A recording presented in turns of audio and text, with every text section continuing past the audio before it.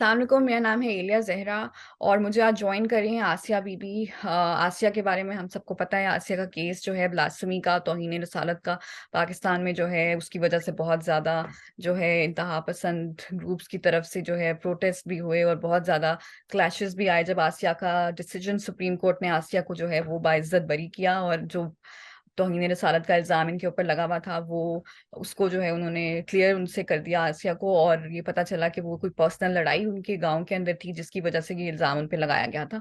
और इतने साल आसिया ने जो है वो जेल में गुजारे झूठे इल्ज़ाम की बुनियाद पे, जो कि ब्लास्फेमी लॉ के अंदर एक जो है वो उसका मिसयूज जो होता है वो बहुत कॉमन चीज़ है पाकिस्तान के अंदर।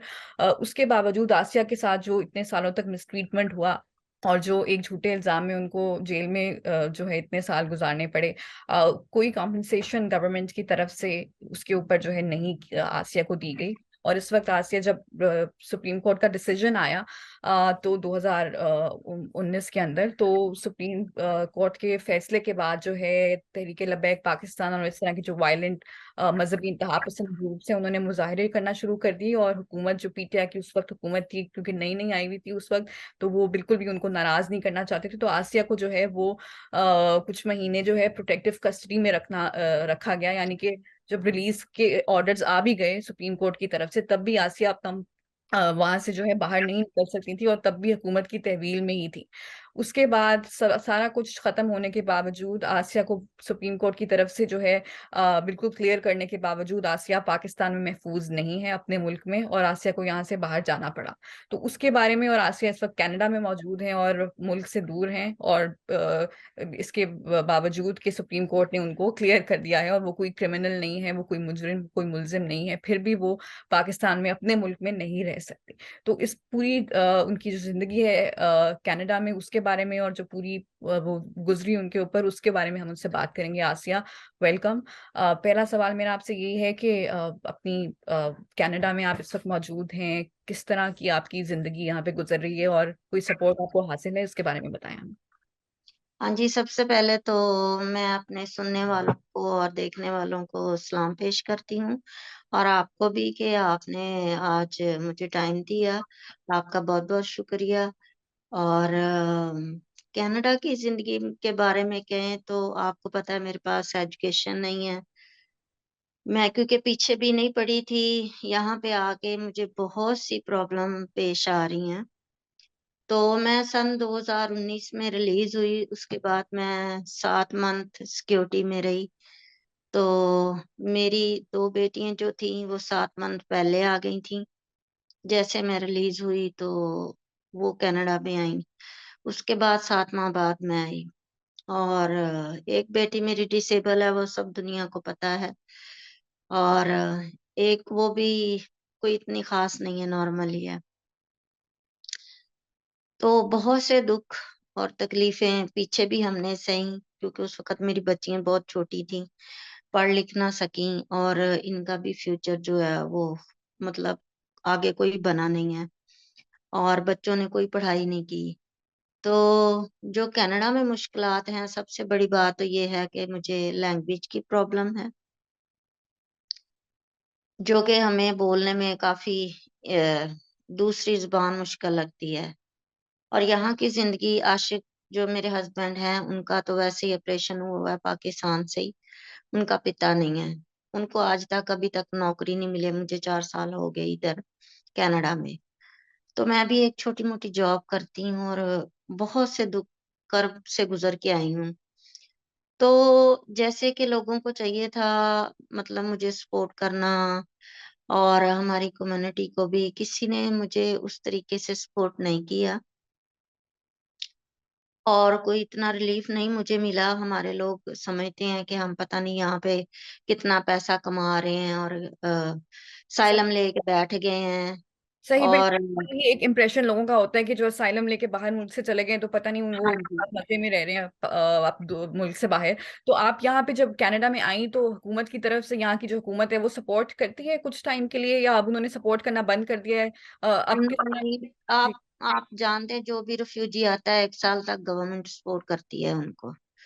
तो गवर्नमेंट ने एक साल तो सपोर्ट किया, लेकिन आपको पता है कि आगे खुद ही लाइफ गुज़ारनी होती है। कनाडा में जो भी आता है, चाहे कोई पढ़ा लिखा है, चाहे कोई अनपढ़ है। लेकिन मुझे तो बहुत सारी प्रॉब्लम्स हैं। मुझे यहाँ पे भी कनाडा में मेरी अभी किसी से कोई इतना मेल-जोल नहीं है, ना मैं कभी किसी से मिली हूँ। तो सबसे बड़ी बात तो ये है कि मुझे ज़ुबान की बहुत प्रॉब्लम है, जो कि मेरे लिए हर जगह पे बड़ी प्रॉब्लम बनती है। उसके बाद मुझे घरेलू हालात, मैंने रेंट पे करना है, बिल पे करने होते हैं, फिर खाना-पीना भी है। तो ना ये सारी चीज़ें जो है ना मेरे लिए बड़ी अ, मुश्किलात का बाइस हैं। तो अब मैं भी इतना मतलब ऐसी मेरी बॉडी नहीं है कि बहुत ज़्यादा स्ट्रॉन्ग हो। ज़्यादा से ज़्यादा मैं 1 साल काम कर सकूँगी, 2 साल कर सकूँगी, इससे ज़्यादा मुझे लगता है कि मैं काम नहीं कर सकती।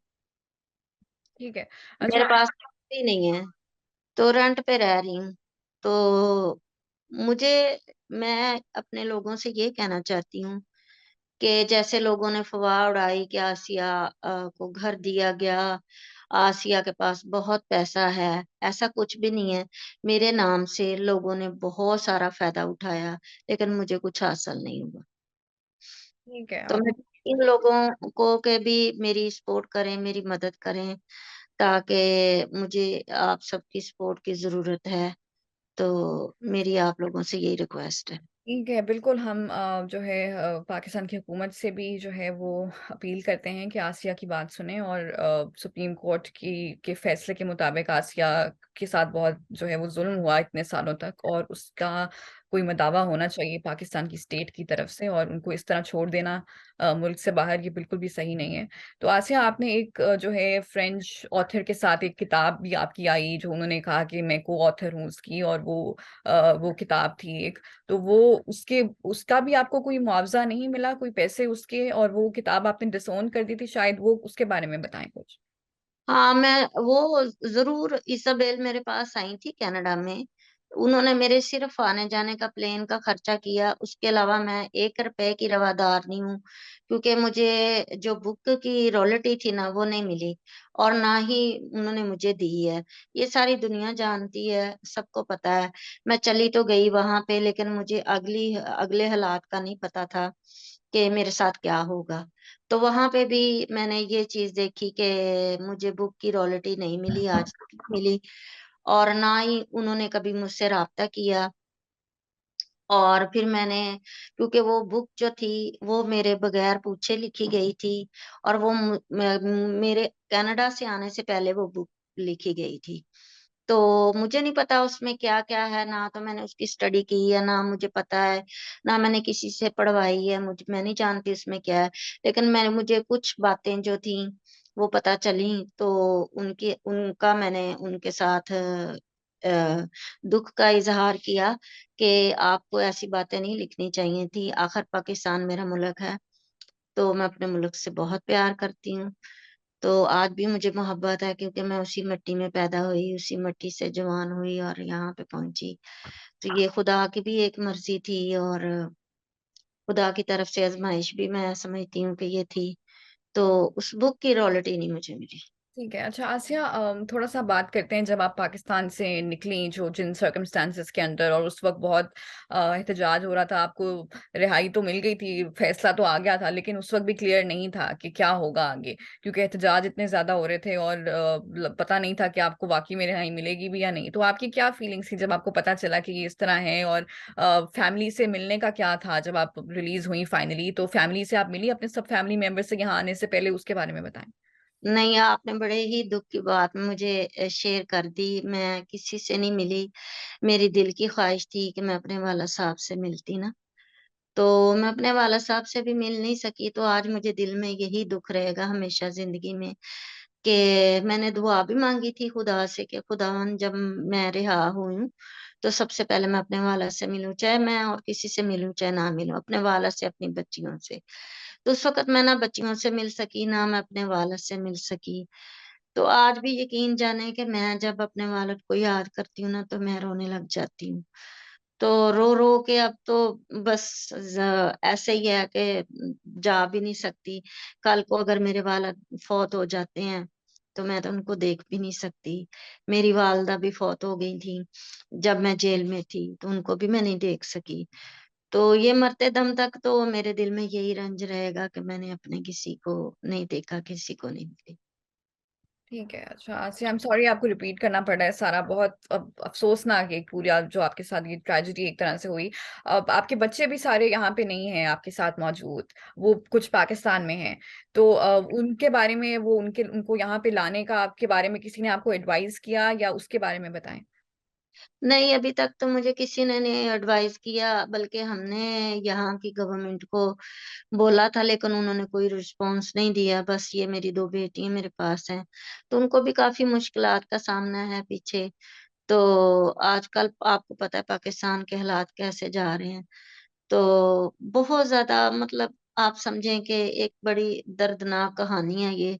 जितनी हम बोलेंगे उतना ही अ, लोगों को पता तो चलेगा, लेकिन ये है कि लोगों ने कभी मेरे मुँह से ये दर्द भरी कहानी नहीं सुनी है। तो जी। दिली सदमा भी है सबको ना मिलने का, और इस दुःख का भी कि मैं इतनी दूर बैठी हुई हूँ, 100 मील दूर। जी, तो आसिया, कैसा लगता है, गुस्सा आता है पाकिस्तान के ऊपर, पाकिस्तान की रियासत के ऊपर, कि उन्होंने ये किस तरह आपको जो है इतने सालों जेल में रखा किसी ऐसी चीज के ऊपर जो आपने की ही नहीं थी, आपका जुर्म था ही नहीं उसके ऊपर, और फिर जब आप वहां से फाइनली निकल गई, क्लियर हो गई, तब भी आप एक तरह से उन्होंने आपको क्लियर नहीं किया, आप अपनी फैमिली से नहीं मिल सकी, आप अपने मुल्क में नहीं रह सकती। तो किस तरह कैसा लगता है, मैं आप जानना चाहती हूँ कि आपकी क्या पाकिस्तान से के बारे में क्या आपकी वो है, एक तरह से जो पाकिस्तान से ताल्लुक होते हैं ना आपका, वो थोड़ा सा होने लग जाता है कि ये हमारे साथ कितना मिसट्रीटमेंट हो रहा है, और आप अकलियती बरादरी से भी ताल्लुक रखती हैं पाकिस्तान की, तो जिनसे बहुत ज्यादा मिसट्रीटमेंट उनसे होता है पाकिस्तान में, और भी लोगों के साथ जो हमारी अकलियतें हैं। तो किस तरह कैसा लगता है पाकिस्तान के बारे में, गुस्सा आता है? मुझे बहुत गुस्सा आता है, बहुत ज़्यादा इस चीज़ पे गुस्सा आता है कि देखिए हमारे अगर कोई अच्छे लोग हमारा कोई अच्छे मुसलमान जो हैं, अगर वो किसी क्रिश्चियन का साथ देते हैं या दूसरी अक़लियतों का साथ देते हैं, तो जैसे कि गवर्नर ऑफ पंजाब को मार दिया गया, तरीक़े बैग ने मार दिया। उन्होंने बहुत बड़ी नाइंसाफ़ी की उनको मार के, कि उनका क्या कसूर था? एक हमदर्दी थी ना मेरे साथ, एक दुःख का इज़हार किया, तो उन्होंने क्या उसको झूठा फ़तवा दे के उनको मार दिया। उसके बाद शहबाज़ भट्टी जो हमारी अक़लियत के वज़ीर थे, उनको भी इन्होंने मार दिया। तो मैं समझती हूँ कि हमारे मुल्क में इस चीज़ की बहुत ज़्यादा नाइंसाफ़ी है। ऐसा नहीं होना चाहिए, हमारे जितने भी उलमा हज़रात हैं, अच्छे अच्छे उलमा हज़रात भी हैं, लेकिन जो ऐसे लोग हैं, जो बिल्कुल इन चीज़ों को नहीं समझते, वो पढ़ लिख के भी नहीं समझते, तो वो जब बाहिर वो आ जाते हैं, तो फिर इन्हीं लोगों का गोरों का ही सब कुछ वो अडॉप्ट करते हैं। तो तब उनको याद नहीं आता, तब उनको क्रिश्चियन याद नहीं आते कि हम बाहर जाके क्या करते हैं, हम वही सब कुछ खाते हैं, वही सब कुछ पीते हैं, उन्हीं के मुल्कों में रहते हैं, उन्हीं के मुल्क से पैसा कमा के हम अपने पाकिस्तान में लेके जाते हैं। तो उनको कम से कम इस बात पे सोचना चाहिए, इस चीज़ का ख़्याल रखना चाहिए कि अगर कोई अच्छा मुसलमान हमारे किसी गरीब तबके की या गरीब लोगों की मदद करता है, तो हम उसको मार दें। ये तो बहुत बड़ी नाइंसाफ़ी है हमारे लोगों के साथ कि हमारा साथ देने वाला कोई भी नहीं है। फिर इसका मतलब है कि अक़लियतें जो हैं सिर्फ़ पाकिस्तान मुसलमानों का तो नहीं है। तो पाकिस्तान बनने में तो हमारा भी हाथ है, अक़लियत का भी हाथ है। ये नहीं है पाकिस्तान अकेले मुसलमानों की वजह से नहीं बना। ये जितनी भी अक़लियतें थी उनके साथ मिला के ये पाकिस्तान बना है। सबसे पहला नाम आता है क्रिश्चियनिटी का, तो क्रिश्चियनिटी के बगैर तो पाकिस्तान कुछ भी नहीं है। तो मुझे इस चीज़ का बहुत दिली दुःख है कि हमारे लोगों के साथ जो नाइंसाफ़ी की जाती है ना, ये नहीं होनी चाहिए। ये मैंने जब मैं फ्रांस गई थी, उस वक़्त भी मैंने प्राइम मिनिस्टर इमरान खान से अपील की थी कि हमारी अक़लियतों को तहफ़्फ़ुज़ दिया जाए, उनको बेगुनाहों को रिहा किया जाए, और उनके साथ नाइंसाफ़ी ना हो। तो जैसे मैंने 10 साल, साढ़े 10 साल कैद में काटे, तो नाइंसाफ़ी में, तो खुदा ने भी मदद की, और जब इमरान खान की हुकूमत में मैं आज़ाद हुई, तो मुझे इस चीज़ की भी खुशी है कि मैं इमरान खान की हुकूमत में आज़ाद हुई। ठीक है, लेकिन आज़ाद होने के बाद भी आपके साथ वो आपका जो पूरा वो हाँ। सिलसिला था वो रुका तो नहीं और उसी तरह से उन्होंने इतने अरसे आपको वहाँ पे रखा प्रोटेक्टिव कस्टडी के अंदर और फिर आपको बहुत मुश्किल से जो है वो किया। तो आज से उसके वो जो पूरा प्रोसेस था उस वक़्त आपको हुकूमत की तरफ से पीटीआई की गवर्नमेंट थी उस वक़्त किसी पे किस पे आप भरोसा करती थी कि ये क्योंकि उस वक़्त तो ये सूरत हाल थी कि आपको भी नहीं पता होगा कि ये हुकूमत वाक़ई मुझे निकालना चाहती है या नहीं क्योंकि एहतजाज हो रहे थे और हुकूमत की तरफ से भी क्लियर रिस्पॉन्स नहीं आता था कि हम आसिया के ऊपर कहाँ क्या हमारा एक पोज़ीशन है कि आसिया को हम जाने देंगे या नहीं जाने देंगे। वो गोल-मोल ही बात करते थे कि अच्छा हम एहतजाज को डील कर रहे हैं। तो उस वक़्त आपको क्या लगा कि हुकूमत क्या चाहती है? आपको आपके साथ सिंसियर है या नहीं और किस पे आप ट्रस्ट करती थी? किसी किसी पे भरोसा हाँ, करती थी? हाँ, मैं किसी एक बंदे पे ट्रस्ट करती थी, उस वक़्त कशम-कशम में थी सब बात। भरोसा था भी और नहीं भी था क्योंकि उस वक़्त जो हमारे मुल्क के हालात थे बड़े ही नासाज़ हालात थे। तो जिस तरह के अमानुल्लाह से मेरा कॉन्टैक्ट हुआ यूरोपीय यूनियन के थ्रू, तो अमानुल्लाह ने मेरी बहुत मदद की। अब तक वो मेरे साथ कॉन्टैक्ट में हैं। तो हमारे पाकिस्तानी बच्चा भी मैं कह लूँ, मैं तो उनको अपने बच्चे और भाई की तरह समझती हूँ। तो दिल से मैंने उनको भाई बोला है, तो हैं मेरे वो भाई हैं मेरे, तो लेकिन उन्होंने मेरा बहुत ज़्यादा साथ दिया। आज भी मैं उनके साथ राब्ते में हूँ और मेरी यूरोपीय यूनियन ने बहुत मदद की और इस तरह मुझे कनाडा ने असाइलम दिया। तो ये चीज़ें जो मेरे लिए बहुत मायने रखती हैं। ठीक है, अच्छा मैं अपने हमारे देखने वालों के लिए बता दूँ कि अमानुल्लाह जिसका आसिया ज़िक्र कर रही हैं, वो एक एक्टिविस्ट हैं, लाहौर में रहते थे पहले और उन्होंने आसिया की मदद की और भी जो ब्लास्फेमी तौहीन रिसालत के झूठे इल्ज़ामात में लोग जेल में होते थे, उनकी वो मदद किया करते थे इन टर्म्स ऑफ एडवोकेसी उनको उनके लिए बारे में ख़त लिखते थे टू ह्यूमन राइट्स ऑर्गनाइज़ेशंस को और उनकी जो केस होता था, उसको हाइलाइट करते थे। तो आसिया की भी उन्होंने बहुत ज़्यादा जो है वो केस हाइलाइट करने में मदद की और यूरोपियन यूनियन जो है उन्होंने उनको जो है वो एक तरह से अपॉइंट किया कि वो आसिया का जो मामला है पूरा वो देखें और जब आसिया रिलीज हुई उसके बाद तो और वो उनको आयरॉनिकली उनको भी जो है इसकी वजह से धमकियों का सामना करना पड़ा अपनी एडवोकेसी की वजह से और अमानुल्लाह भी इस वक्त एग्जाइल में हैं ऑस्ट्रेलिया के अंदर हैं वो भी पाकिस्तान नहीं आ सकते क्योंकि उनको भी तहरीक लब्बैक की तरफ से और इस तरह के ग्रुप्स की तरफ से धमकियां हैं जैसे आसिया को हैं और बाकी इस तरह के काम करने वाले जो ब्लास्फेमी लॉ के विक्टिम्स को सपोर्ट करते हैं उनको मिलती है। इस तरह वो भी इसी तरह जो है असाइलम लेके वो बाहर हैं और वो मुल्क में नहीं आ सकते और उनकी भी जो हालात हैं वो कोई इतने अच्छे नहीं है। तो ये एक तरह से एक एग्जाम्पल है कि जो भी सपोर्ट करे ब्लास्फेमी के विक्टिम्स को ब्लास्फेमी लॉ के विक्टिम्स को उसके साथ भी जो है वो इसी तरह होता है। तो again I just request our government कि वो इसके ऊपर तवज्जो दे और जो लोग पाकिस्तान से इस तरह जिनको जाना पड़ता है दे फोर्स इनटू एग्जाइल वो उनकी मदद किया करें और उनको इस तरह से छोड़ देना जो है वो क्योंकि ये हमारा एक ह्यूमन राइट्स जो हमारा रिकॉर्ड है उसके ऊपर एक बात आती है कि आपने गलत तौर पे किसी को जो है वो जेल में रखा और फिर जब वो रिलीज हुआ तो वो फिर भी उसके ह्यूमन राइट्स वायलेट हो रहे हैं और आपकी हुकूमत जो है उसको कोई परवाह नहीं है। तो आसिया आखिर में आप क्या मैसेज देना चाहेंगी जो पाकिस्तान के लोग हैं उनको और जो भी देखने वाले हैं पाकिस्तान में जो बैठे हुए हैं क्योंकि आप दूर हैं पाकिस्तान से तो वो पाकिस्तान के जो लोग हैं उनको क्या पैगाम देना चाहेंगे आप? हाँ, मैं एक बात ज़रूर कहना चाहती हूँ कि देखें जैसे कि सिर्फ़ मेरा केस नहीं हैंडल किया, मेरे कहने पे भाई अमानुल्लाह ने शगुफ्ता कौसर जो कि वो भी रिलीज़ हैं, इस वक़्त बेल्जियम में हैं। तो उनका केस भी उन्होंने हैंडल किया और वो भी मेरी रिहाई के 2 साल बाद वो भी आ गईं बाहर और उनकी फैमिली भी आ गई, लेकिन मेरी पूरी फैमिली ने ना आ सकी। मेरी सिर्फ़ 2 बच्ची हैं और जो मेरी बच्चियों के जो गार्डियन थे, उनकी फैमिली आ चुकी यहाँ पे। तो मेरी अभी तक फैमिली जो है पाकिस्तान में है। तो मैं ये कहना चाहती हूँ अपने गवर्नमेंट से और ख़ास तौर पे अमुल्ला हज़रात जितने भी हैं हमारे उलमा कि खुदाया आप ऐसा कदम ना उठाएँ, खुदा के लिए आप कुरान पाक पढ़ते हैं, आप बाइबल की भी स्टडी करते हैं, लेकिन आपको फिर भी जो है वो समझ नहीं आती कि हम अपने ऐसे लोगों के साथ क्यों नाइंसाफ़ी करते हैं, जिस बात का कोई वजूद नहीं है, जिस बात का कोई सबूत नहीं है, उनको इतनी बड़ी सज़ा में डाल के और उनको 10-10 साल, 11-11 साल आप कैद में छोड़ देते हैं। तो खुदाया आप इस चीज़ पे गौर करें और आपके दिलों में क्या रहम ख़त्म हो गया, मैं ये कहूँगी। और गवर्नमेंट को मेरी ये रिक्वेस्ट है कि कोई भी केस ऐसा आता है, तो सबसे पहले तो उसकी इन्वेस्टिगेशन बहुत ज़रूरी है।